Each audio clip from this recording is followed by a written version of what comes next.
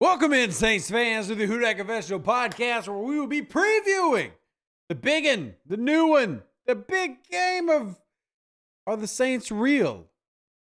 Or are they pretenders? Are they fake? Are they actually going to pop it off? Also, if you haven't noticed, tomorrow morning, 8 a.m., Paulson Adebo film study dropping. I actually have it set as a premiere.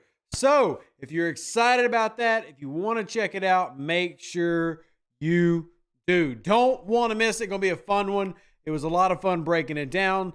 That's all I really got to say about that. We're going to talk today about the injury report. We're going to talk today about what the New Orleans Saints can do to win, how Derek Carr's improved. Chase Daniel and Drew Brees themselves did a film study on Derek Carr. That was really interesting to watch. Obviously, I did my own on Derek Carr, but I am not Drew Brees, nor would I ever pretend to be. We're going to talk about the threats of the Minnesota Vikings. Will Jefferson return, and all of those things. Who dat to those who were here in the chat in the beginning. We love to give a little bit of love to those who are on time and attend live, because I realize that y'all have lives and that stuff be happening. So, who dat to Nikki DeFish, Brian W. the Second, Cliff Rainey, James Griffon, Rudy Rock, Nathan Garrison, Najee Blackman, Who Dat Saint 17, Jerome Morgan, Dr. Dre. Probably not that one, but if it is, that's hella dope. Pammy Whammy, Abraham Lance Lang. I know Billy Oshie was in the Discord here a minute ago. I know we got quite a few people who will probably roll in through Twitter. Brandon Jack, good to see you. And through Discord. Who dat to you? Welcome on in to the 5-4 New Orleans Saints, trying to make a move, trying to make it happen, trying to take on the also 5-4 Minnesota Vikings, while your New Orleans Saints sit precariously atop. You got the Bears and the Panthers playing right now at a 0-0 game, and you got the Arizona Cardinals and the Atlanta Falcons, and barring a miracle by the Cardinals, odds are the Falcons are probably going to move back to 500 this week. So this is, you could almost say, a must win. So what we're going to do real quick is we're going to take a look at the injury report to start off with. And it is, thankfully, if you're a New Orleans Saints fan, relatively short. That doesn't mean that there aren't important names on it, but certainly worth mentioning. Kendre Miller and Isaiah Foskey are the only DNPs. You have Kendre Miller dealing with an ankle injury after that screen pass against the against the Chicago Bears. Then you've got Isaiah Foskey with a quadricep injury. Ty Summers, one of your backup linebackers and special teamers, is back to full. Mario Davis is full, as well as fullback Adam Prentice. No offense, Adam Prentice, but I'm hoping that you being back does not take away from the binky package. Colin Saunders, fullback forever, will never change my mind. Minnesota Vikings injury report, a little bit more depthly, though they do have multiple players. You got Jaron Hall at quarterback, which you don't expect him to start with his concussion. It will be J.Dobbs, so don't necessarily worry about that one. Dean Lowry, defensive end, dealing with a groin injury, did return to practice today. KJ Osborne, concussion, does appear to be limited today. I don't know if KJ Osborne received that concussion this past game of the week before. We'll have to look that one up for you. Brian Osoma, linebacker, is limited. Christian Darrisaw is limited, one of their offensive tackles. TJ Hockenson, obviously the tight end that many of you should be familiar with, limited. Justin Jefferson has been elevated,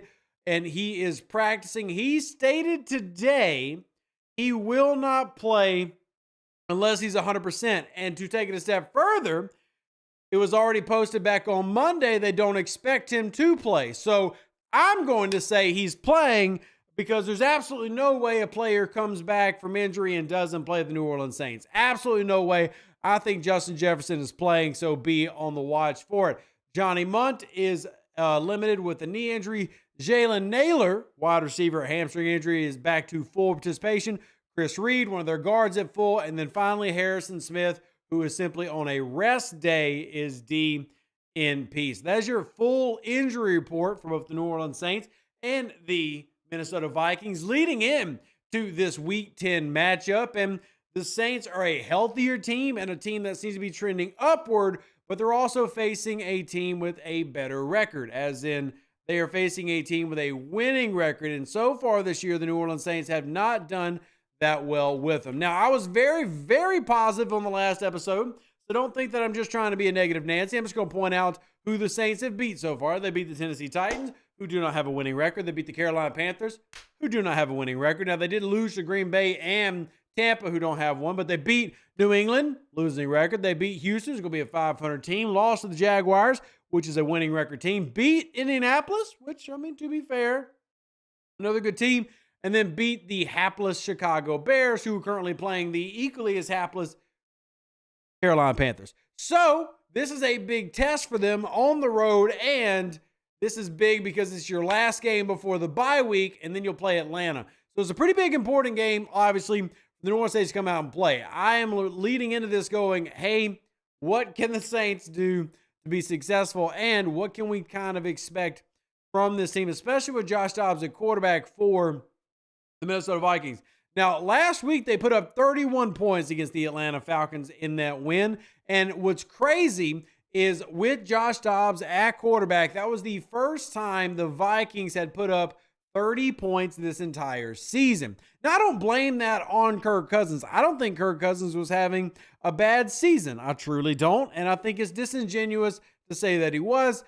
This was the first game for Dobbs in that system, and they were playing a little bit more of a lighter offensive system against an Atlanta team that, well, I don't think Atlanta is a reliable team. I think Atlanta plays a lot of up and down lately, and to be fair, so have the New Orleans Saints. But Kirk Cousins was playing well. He had already thrown 18 touchdowns in only 8 games. He'd only had 5 interceptions, and he looked pretty good. But here's where Josh Dobbs is so far this season. Now, we're going to take all of his games into account, including the Arizona games. So far this season, he's thrown 10 touchdowns to 5 interceptions. That's a 1.7 interception percentage to a 3.4 TD percentage.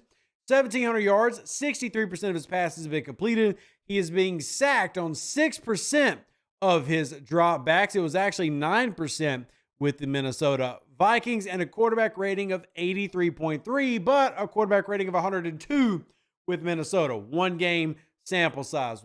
New Orleans obviously going to have to find a way to play against those playmakers. And the thing is, there are playmakers there in Minnesota. I love Alexander Mattison as the young running back there. I wouldn't say he's a top 10 running back, but certainly a guy who can hit you from multiple angles. He can contribute in the receiving game. He actually has 3 receiving TDs. Even though he doesn't have a rushing TD, he's got over 400 yards rushing. And then you've got Cam Akers as well as their backup. And then we know that Josh Dobbs can use his feet. Similar to what you just saw the New Orleans Saints deal with this past week, which I know a lot of you is something that's going to be worried about. If you're curious what the rushing totals are so far for Dobbs this year, this season in its entirety, he has rushed 54 times for 324 yards. 7 of those attempts and 66 yards of those attempts coming in the win against the Atlanta Falcons. The New Orleans Saints made adjustments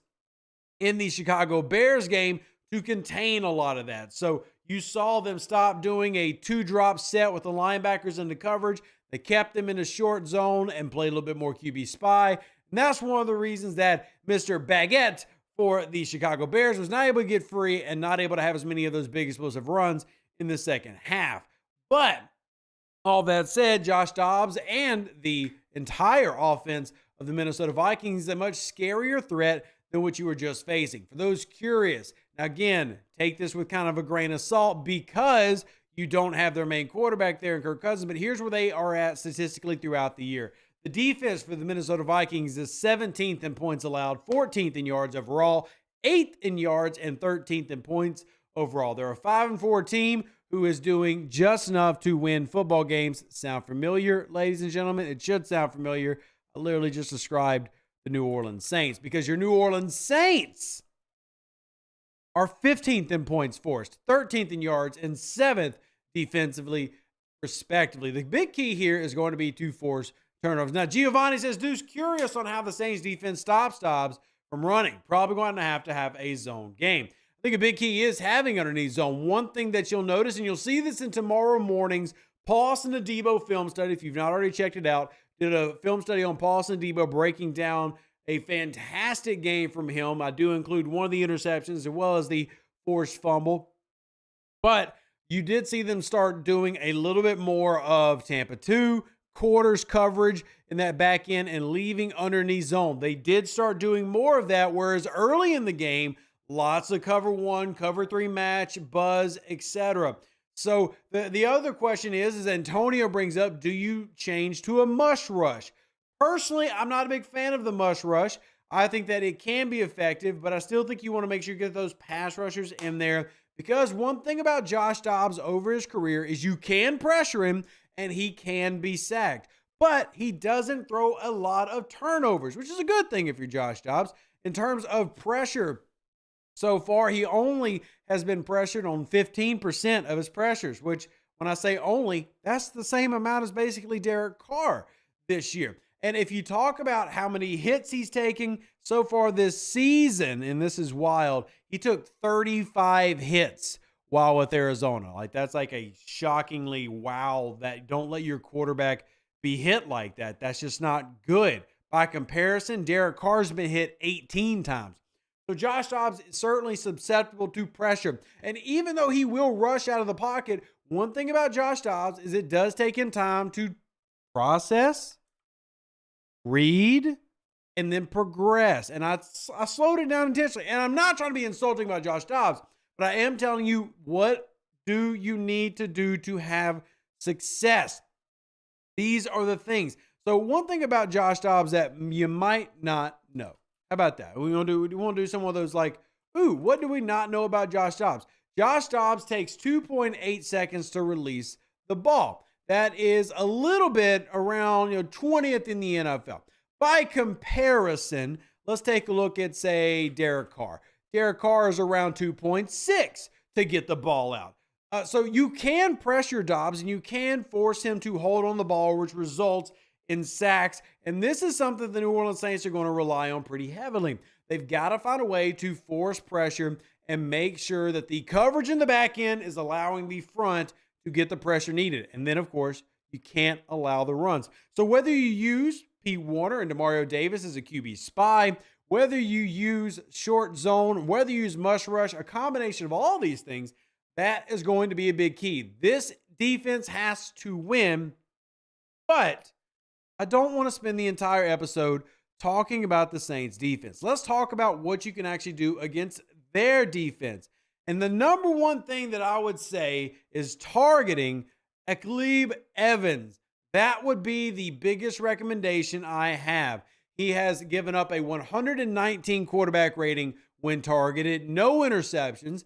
73% of the passes thrown his way are completed, as well as 3 TDs. He's given up 412 yards. Now, that isn't to say that there aren't others who have similar issues. Byron Murphy, a name many of you might be familiar with, has also given up a lot of yards, 481 of them to be exact, including 253 yards after the catch. I'm the New Orleans Saints. I'm trying to find ways to get Chris Olave on Byron Murphy, hoping for yards after catch situations. He as well has given up 4 touchdowns, the most, leading the Minnesota Vikings. Now, he has also gotten a couple of interceptions, so he will try to make a play on the ball. The biggest concern you have to have if you're the New Orleans Saints is Danielle Hunter at pass rusher. Whether that's Andres Pete or whether that's Ryan Ramczyk, that's going to be your biggest concern. You're facing a team that has 24 sacks, and 10 of them are Danielle Hunter. In 9 games, he's averaging over a sack a game. You're going to have to find a way to protect Derek Carr, which they did a very good job of the past 2 games, but you're going against a front 7 that is good and a secondary that is bad. How do you mask a bad secondary? Get to the quarterback. Let me give you some numbers. Anybody want to take a guess of how many times the Minnesota Vikings have blitzed in 9 games? Well, I'm going to go ahead and tell you the number because I don't want you cheating and Googling it. They have blitzed an astounding 318 times, with Jordan Hicks being the one that's done it the most, even though he's only got 1 sack, typically using that to free up some of the lanes for guys like Danielle Hunter. 318 blitzes is just a number. That doesn't really tell you what that means. Well, for reference, the New Orleans Saints have blitzed 94 times in 9 games. So quite literally, they blitz 3 times as often as New Orleans Saints. Now, what this does, though, is it puts the defenders on an island. That's one of the reasons these corners are struggling, is when the defense doesn't get there, pressure, pressure, pressure. And if it's not there, passes, passes, passes. Because here's some of these starting rates of passes allowed. Listen to this. I already mentioned Akhalib Evans, but he's allowing 73% of the passes thrown his way to be completed. Theo Jackson, who has been a rotational player for them, 80%. Josh Metellus, who is one of their starting safeties, 86% of the passes thrown his way are completed. Wow. Yeah. All right. Back to Byron Murphy, 67%. How about another starter in the secondary? Even Daniil Hunter is allowing every pass thrown his way to be completed, but he is used almost exclusively as a pass rusher. The best secondary player they have as a starter is Harrison Smith, which don't be surprised. Harrison Smith is a veteran safety, really good. Doesn't have the wheels that he used to have, but he still is a very capable player. And another thing to look out for, again, I'm picking a matchup that you want to find the New Orleans Saints, whether it's Alvin Kamara, whether it's Chris Olave, find a way to get him on Byron Murphy, because Byron Murphy also leads the Minnesota Vikings in missed tackles. He is missing tackles at an 18.6% clip. Yikes, that is abysmal. That's not good. That's bad. For comparison, Marshawn Lattimore is 10%, and you could argue he's had a down year. Woof. So, there are opportunities for the New Orleans Saints here. The key is, can they stop the pass rush? And that's really the answer. They've got to be able to face what's going to be a very scary pass rush. And as much as I have really loved, I really have, Andres Pete at left tackle. Do I trust Andres Pete against Daniil Hunter? No, I do not. The New Orleans Saints are going to have to find a way to make sure pass protection is real. Quick passing attacks, smash concepts, Texas concepts, mesh concepts, getting the ball out quick and fast. A lot of people like to complain about Derek Carr being check down Charlie. This is a game you want to nickel and dime and check down Charlie.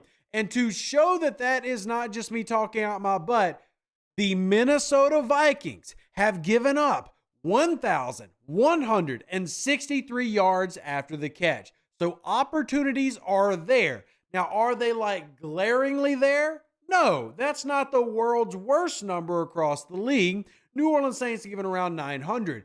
But they will give up yards after the catch, and they will blitz a lot. And as Derek, can't get my names right. As Drew Brees and Chase Daniels talked about today in their film study, throw into the blitz. New Orleans has got to come out with a game plan, ready for this, preparing for this, getting the ball out, quick hitches, flat routes, even triangle reads to beat the short zones they might try to drop into. That has got to be the way to make it happen. Now, Dr. Dre says only way to punish that, the way that hurts our defense, is to mix in screens and Taysom passing screens, and short passes the defense will struggle to read. Now, I'll go ahead and say that is absolutely not the only way to do it, and I'll go ahead and also add, this is not the game for Taysom Hill. That doesn't mean you don't want Taysom Hill to get touches. You absolutely do. But this is not the game for Taysom Hill, because this is a game where Minnesota is going to stack the box. That doesn't mean you don't use Taysom Hill. It means you use Taysom Hill differently. It means Taysom Hill, the tight end, has to dominate first to open up the opportunity for Taysom Hill, the H-back, because Minnesota is going to condense the box. You have to do that when you're doing a lot of these pressures from the linebacker and nickel position. That automatically puts you in as a disadvantageous position when it comes to being Taysom Hill's style of QB power. Now, that does mean that there's opportunities that can open up there. Again, the short, quick passing routes, those corner flat concepts, the thing that got Taysom Hill his receiving touchdown, those should be available for the Saints to try to target. And I would also say that the New Orleans Saints can use things like naked boot concepts to get the quarterback out on the move, away from pressure is not a bad idea at all. We saw them do that a couple times with the game against the Chicago Bears. There are ways to make this happen, but it would be a lie to say that this is an easy challenge. This is going to be one of the tougher challenges the team's had this year. I wouldn't say that this is the best team the Saints have faced, mainly because I think that they are a better team with Kirk Cousins than they are now. But I think that the New Orleans Saints are still going to have to find a way to play a very, very good game. And you're still operating from the premise of not knowing if Justin Jefferson is going to play. Now, I've already said I think Justin Jefferson plays. By the way, Nikki DeFish, thank you so much for supporting me, the family, the channel. You're amazing. And if y'all do want to support the channel, it is greatly appreciated, never required. I can't do what I do without people like you. But thank you to Nikki DeFish for being willing to do that. Thank you, thank you, thank you. But you've got to find a way to pass off the pass rush. Now, I know that sounds kind of counterintuitive, but that's what you got to do. That's going to be a big key to get this offense moving, which has made progress. I would argue that you've seen the Saints offense make the best progress they have had in months. I would say that what you're looking at offensively the past month is drastically different than what you saw back in September. And that's a good thing, right? Like, you want to see that type of thing happen. You want to see them be a better overall team. But at the same time, you've got to execute, and it's really tough to execute when you got the pass rush blitzing 300 times in a season. Now, Demetrius says, Vikings fans tell me that we'll beat them only if Shaheed goes off. The problem with Rashid Shaheed is you have to give at least 3 seconds for that play to open up. Now, I know, Demetrius, you're saying Justin Jefferson isn't playing. Justin Jefferson is back in practice, and I am one of those people that believes that if somebody is practicing, he's going to play against the Saints. Now, he said today he will only play if he's 100%. He will not go if he's 80. He will not go if he's 90. This could all be an illusion. Who knows? I will say this. I would go into this game expecting to play him. That way, Marshawn Lattimore is lined up across from him and going one-on-one. Now, beyond him, they still have guys that you have to worry about. Justin Jefferson is obviously the big one. TJ Hockenson at tight end. We just saw Cole Kmet have a good game against the Saints in the first half. That's something to watch out for. Hockenson is 550 yards for 3 TDs. And then you have Jordan Addison, the young, speedy guy. And this is one that I worry about for Paulson Adebo. Here's why. I talked about this in tomorrow's film study that y'all will see. Jordan Addison is a quick, speedy, hit it and go type of a guy. So whether he faces Alontae Taylor or Paulson Adebo, neither of those guys have elite closing speed. Like, they don't have great recovery speed. They have to stay on top of him at all times, which means dropping back, playing deeper in the zone, or risking getting beat deep. Now, that doesn't mean that you can't cover him. It's just something that I'm saying to watch out for. He is small and shifty, and that is not the type of matchup I want Marshawn Lattimore on. Lattimore struggles with guys like Addison. Lattimore loves to play Mike Evans. Lattimore loves to play DeAndre Hopkins. Give him a 6'2", 210, 215, even 220-pound wide receiver, and he wants to go body to body, technique to technique against those guys. Little guys like Addison, who are speedy and shifty, you better pray and believe that Honey Badger doesn't get matched up on him. And you better hope that Alontae Taylor and Paulson Adebo give him the respect, because this man can burn you. And this is a fantastic outlet for a young guy like Josh Dobbs, because they do not use Jordan Addison in a way that is just burning you like you would Rashid Shaheed. Like, we talk about how well Rashid Shaheed plays in this offense, right? We've kind of talked about that a lot. Coming into last week, Rashid Shaheed led the NFL in yards per reception. I love what Rashid Shaheed's doing, and I hope that he continues to do well. That number went down a little bit, so he no longer leads the league after last week, but he did pass over 500 yards, so shout out to Shaheed for doing that. But at the same time, you're talking about a guy like Addison operating as a speedy slot guy, mesh concepts, wheel routes, pivot routes, option routes. These are things that Addison can absolutely destroy the Saints on, and it makes defending against J.Dobbs even more difficult because you have to then respect what he can do in your short zones, as well as a quarterback who can get out and move on you if you cover the passer. Again, I'm saying all this to say that this is a difficult job, but it absolutely can happen. Now, Lester says that Honey Badger can shadow. I say this, man, I wouldn't put Honey Badger one-on-one against Addison unless my life just literally, I had no other option.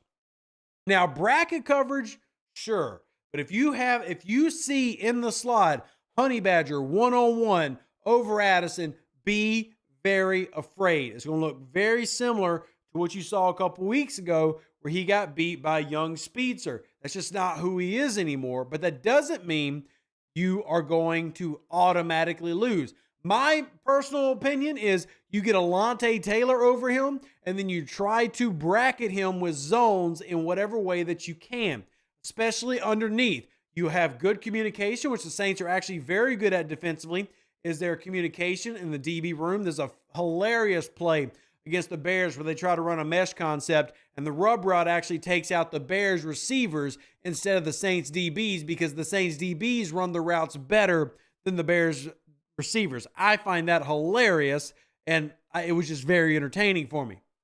But if you're the Saints, these are some of the matchups that you absolutely have to watch. But let's talk about offense.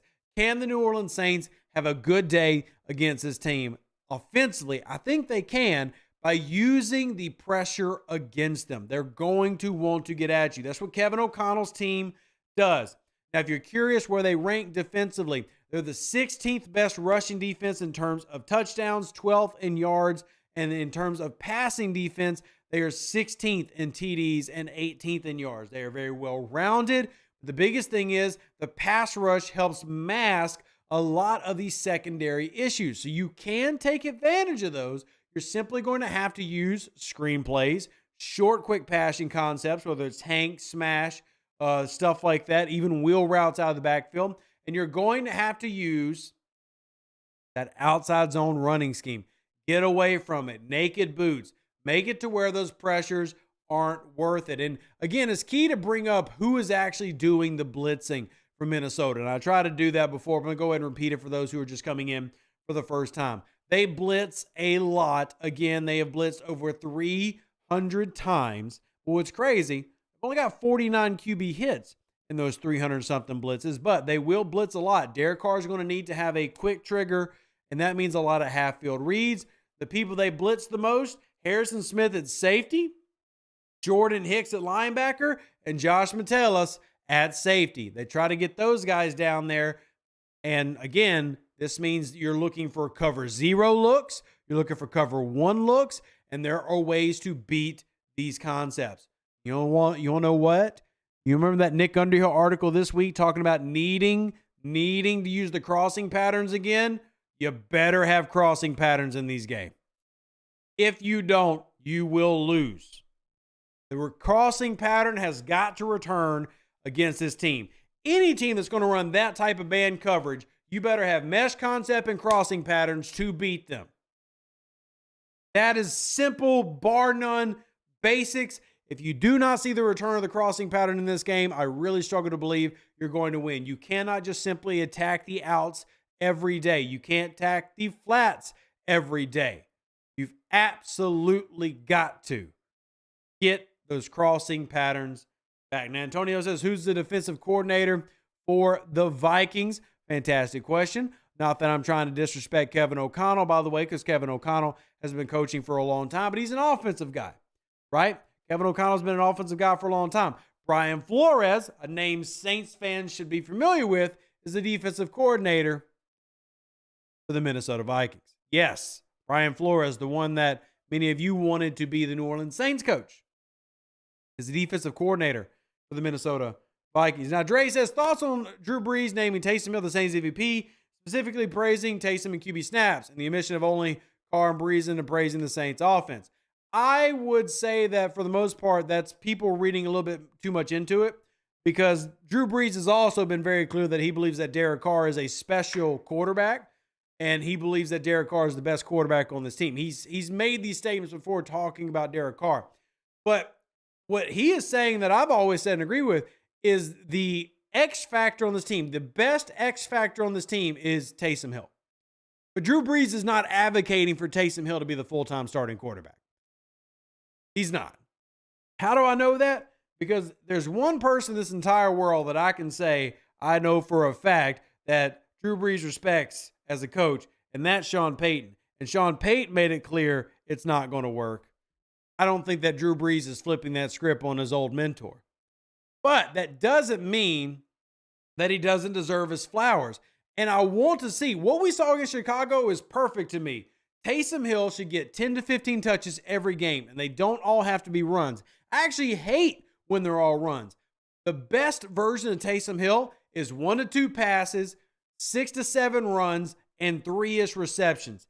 That is perfect Taysom Hill usage, and that is the type of Taysom Hill usage that wins a lot of football games, in my opinion.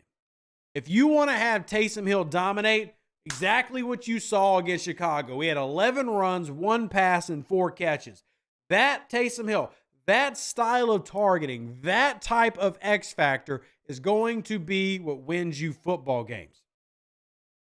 I think that's kind of what Drew is saying, because you don't have any other X factor on this team that can do to the level that he is. I love AK, but AK is not playing the level that he has in the past.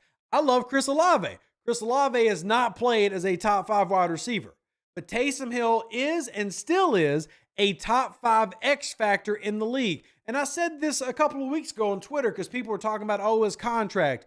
I'm a firm believer in viewing contracts as paying for touchdowns. Not to get too moneyball on everybody, but what Taysom Hill does so well is score. He scored twice this past week, by the way. Taysom Hill is actually close to 50 touchdowns. If you're curious where Taysom Hill is in terms of total touchdowns in this point in his career, because I do believe that he's going to hit 50 this year. He's at 47. He's at 47 total touchdowns. I believe that he's going to hit 50. I believe he's going to hit 50. But the key is getting him diversity. Now, Dre says, I hate that there are runs. He needs 4 passes a game minimum. I 100% disagree with that, because the truth is it's good to have Taysom throwing the ball, but you want to, 4, I guess, is not terrible, but you want to limit it, because the truth is Taysom's not good at reading the field. It's been his struggle. It's why he couldn't become the full-time starter for New Orleans. It's why Sean Payton went and got Jameis Winston and started him over. Taysom Hill just can't read the field. You give Taysom designs, and he can do well. But generally speaking, Taysom struggles to read the field. And the more you give a look of something, the easier it is to defend against it. So one thing that I argue, and I don't say this to diminish Taysom, because I think that Taysom is one of the best players I've ever seen play football. Like, in terms of pure football player, I would take Taysom Hill next to almost any name in the world. But the problem is, the more opportunities you give him and the more looks you show, the easier it is to defend. The New Orleans Saints had not shown the binky going for the primary route with an overlapping tight end in the end zone look and then a wide leak out the backside. They had not shown that a single time. Now, if you ran that same play again, a good defense has it covered. And Taysom does not have the read and react ability to get it out quick enough to make the type of throws needed to make those happen. But that doesn't make him bad either. And I always feel like anytime we talk about Taysom, people feel like, well, we're hating on Taysom. No, I just think that Taysom is so good. He's only great when you do him at everything, though. Like Taysom, if you made him a full-time starting quarterback, cool, congrats. You probably got between the number 25 and 32 best quarterback in the NFL. But if you use him as an X factor, H-back, tight end, quarterback, sweep, etc., you're talking about a top 5 guy. And that is so rare. And that's why I love calling him the MVP of this team. Because when he's used as an X factor properly, that's what leads to this team winning games, right? Like the magic number that people have talked about is when he runs X amount of times, they're 18-1. Sure, that's a stat.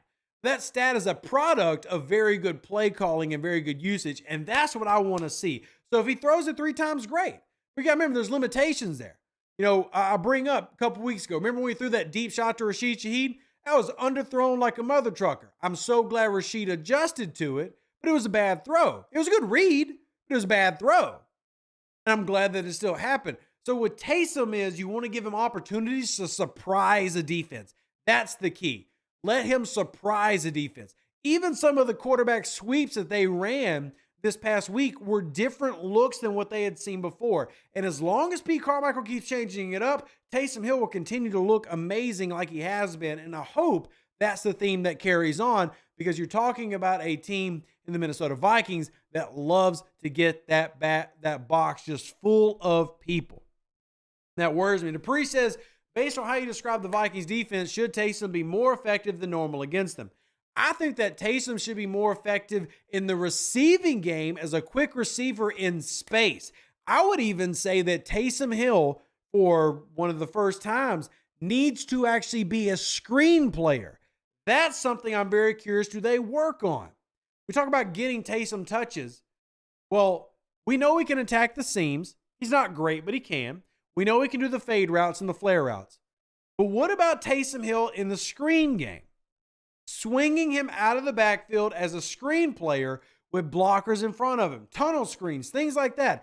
Finding new ways that defenses haven't seen to give him an ability to continue to be the best X factor on this team. Because I believe right now, if Taysom Hill's not on this team, they don't have 5 wins. They don't. But at the same time, I know that if they keep pigeonholing him into certain things, he won't do well.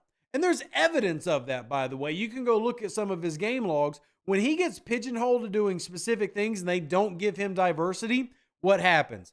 He stops being super effective in a lot of his runs. One game that comes to mind just a couple years ago would probably be a Tampa game, where the only time they ever really used him against Tampa, this was, I think, week 4, week 5 back this year. They did this. And even last year against Tampa, I didn't like a lot of his usage either. It was actually kind of identical. But this year, remember, he ran like 4 times against Tampa this year, and it was just straight up the middle QB power. That was it. And there was nothing else. That was just literally bland. There was nothing fancy. He did have that one throw. They didn't give him any variety, and he only had like 5 total touches. The best Taysom Hill is a Taysom Hill who's doing it all. And a great example of that, go back to last year against the Las Vegas Rams. He ran for 10 times, but he also passed the ball, and he was a target on multiple receptions. That's the best version of Taysom Hill. When you use him in a variety of ways. I go back and I'm looking at the box scores. Go back to 2020 against Chicago when he caught 2 passes and ran 5 times for 35 yards. Or against Tampa that same year, caught a pass for 20 yards, threw 2 passes, and ran 7 times for 54 yards. And that's not when he was starting, by the way. That's before the injuries took place. So Taysom as an X factor can absolutely be a dominant force in this game. You just got to make sure that it can't just be predictable. You've got to keep moving things around, and that's how you have success with Taysom, in my opinion. Dre says, why haven't we played Taysom throwing shovel screen passes and then blocking for AK or Williams? I think one thing with Taysom, and Dennis Allen has kind of mentioned this, is they do have fears and limitations on some of the things that he's comfortable with. Like, he's not very comfortable under center. He had DA actually referred to a play earlier in the year where he fumbled an under the center opportunity. And that's kind of important to take note of in terms of what he could potentially be effective at. I think that he can be a great player. He just needs more opportunities in different ways. I want to see him used in Y leak, and I want to see him used in screen passes this game. Those would be 2 things that if I could pick, what I would want to see him use the most at. Mr. Don says we need to use screen passes more, a lot more. That play by Kendre Miller should happen once or twice every game. Kamara should be getting at least 1 screen pass every game as well. I agree with that. I absolutely do agree with that. Bree says, I don't think I've ever seen Taysom and Kamara in the backfield at the same time. I have seen that, and I would like to see more variety in those looks. Imagine having Taysom at quarterback, left side Kamara, right side Binky, like Colin Saunders. What happens? What are you doing? Are you going to a swing and a shift pass here? Are you Texas concepting out? Are you actually going to run QB power and AK's a decoy?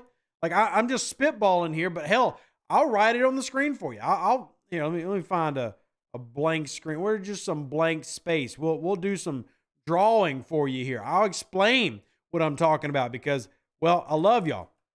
And football design is a beautiful thing. So just giving ideas. I'm not saying they're going to do this, but you should be able to see. Wrong button. Let's see. Can you see this? No. Hold on one second. Display capture. Give me just a second. I want to show y'all who are watching the stream kind of what I'm talking about. All right. You see that? We're going to change the color to make it easier for you to see. We're going to use this red pinkish color. So this is your center right here. That's obviously Eric McCoy. That's a very thick pen. We'll worry about the thickness. Well, I'm worrying about it now because it's bugging me. But that's a very thick pen. Stop being so thick. How do I turn the thickness down? All right, I'm going to stop messing with stuff. Anyway, this would be Taysom. This would be Binky. This would be AK. Now, the question is, what would this look alone allow you to do? 1 second, I'll rotate it on the screen so you can see it. So, you could run and lead QB power this way. You could also Texas concept, AK over the middle. Variety, immediate things that you can do to try to change things up and provide opportunities for your players. These are what a good offensive coordinator needs to do. When he's drawing up these plays and he's got Taysom in the backfield, what if we've got Jamal Williams and AK, and then we'll have an extra offensive lineman? Let's just say this is Trevor Penning as an extra offensive lineman. Are they going to run power as we've seen Jamal Williams lead it and then have Penning block out and we go outside? Or do we motion that and then run counter with AK to the left? There are things that you can do design-wise to make this type of stuff happen. It just comes down, is P. Carmichael going to do it? And hopefully they come up with some of these ideas that put in a bit of variety. Because remember, I've harped on this a lot. Breaking tendencies is so important for a team. You've got to break your tendencies. As soon as teams see what you do, it's hard to replicate it. That Y leak where Juwan Johnson catches a touchdown pass in the end zone is going to be very tough to replicate. But it might not be tough to replicate getting Binky a pass in the end zone, especially one of those jump passes. Hell, he could throw the pass to Taysom. Man, I miss coaching Little League football. I really do. I miss coaching. So there truly is a lot of things you can do. Now, keep in mind that you can't just draw these on paper on the sidelines. You've got to practice them. You got to come up with these ideas and actually try them out in practice. Work through them. But I think the New Orleans Saints have playmakers who can win this game. I think that the New Orleans Saints, because Kirk Cousins is injured and Justin Jefferson is injured, are the better team. But we'll just have to wait and see if they manage to pull out a win. Don't forget, tomorrow morning, Paulson Adebo film study is dropping. And if you want to support the content, if you enjoy what we do here, if you enjoy learning about the game of football, and if you enjoy talking football, join the Discord. Follow me on Twitter. I'm going to wrap up for the night. Who dat? God bless. Every single one of you are amazing. I love and appreciate all of you. Deuces, that's me. Catch you on the very next one. We're out. Join the Discord.